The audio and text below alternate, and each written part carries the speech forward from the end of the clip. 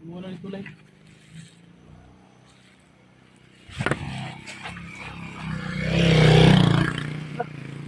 Lah, uy, uy, tatay.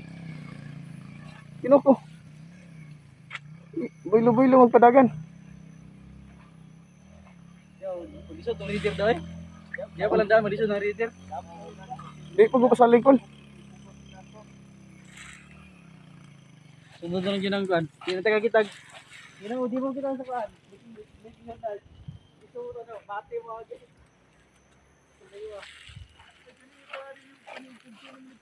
May adlaw mga karwan natay diri sa barangay Mainit. So ang sitwasyon diri dili pa gyud pasabol nga makasulod sa ilahang sa Mainit mismo tungod sa sitwasyon. So makita niyo mga karwan mo ni ang ilang heavy equipment nga gina-clearing sa area. So diri nga part nanay tulay unahan. So tumoy ani niya boundary na sa Mainit o gato Lake Leonard. So karon amo ang gisubida dili pa gid siya masultan tungod sa dako nga landslide. Una lagi ka may portion dito mga karwan nga motor ra gyud ang makaagi so kung kapahiwaton ka ng klase nga pagka-rider ay na lang gyud pagpasubo og sulod dito. Ay nag-enter. Napoy mga residente nga wala pa gyud gihawa o ni evacuate tungod sa siguro sa ilang mga kapitangan o ilang mga utang kahayupan sa mga nila nga So mao ni ang portion sa kalsada padulong sa Lake Leonard mga kaarwan nga totally bar down gid siya. 2 lanes gid siya nag-bar down. So muna kung giingon ganiha nga kung kulang-kulang ka sa kaisog mo tabok diha, makuyawan jud ka kay gamay na lang jud siya kaayo siguro na sa mga 2 meters wide ang magian nimo. So Ano yung parte nga nag-landslide. So na mga residente nga gikan dito sa taas daang balay. Nga pababa dito sa barangay Mawab poblasyon.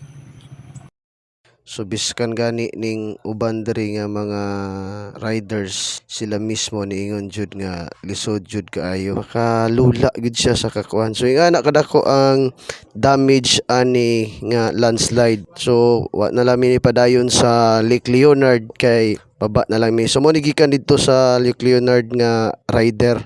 So makita nimo nga portion nga dako jud kaayo ang kadaot nga nahitabo.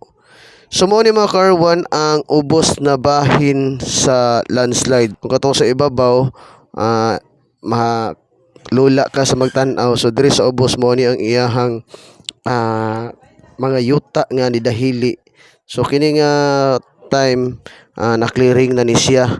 So ang mo ni mga debris o mga scene o mga atop sa mga damage sa landslide diri sa kanto padulong sa barangay Mainit. So actually mga karwan mo ni ang boundary nga area sa barangay Mainit. So mo na ang sapa nila sa una karon gamay na jud kayo. So ingani nahitabo sa ubang parte sa barangay giagian og landslide. So na-clearing na tungod sa mga heavy equipment.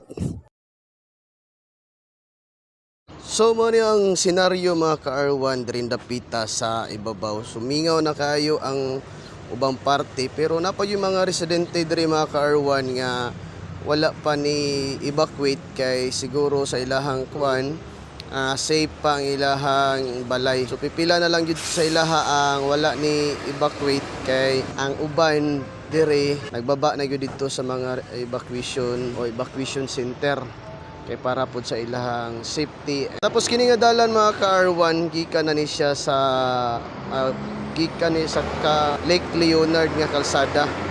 So pababa diri sa unahan naa diri ang mga rescue team na nagtambay kana makita niyo sa tumoy nga bahin. Ni kurbada ni mo anak mga ka-R1 diya sa unahan ana diha nagtapok ang mga rescuer o rescue vehicle kay until now padayon pa man gihapon ang rescue and retrieval operation nga gipahitabo diri sa Mainit, Mawab, Davao de Oro.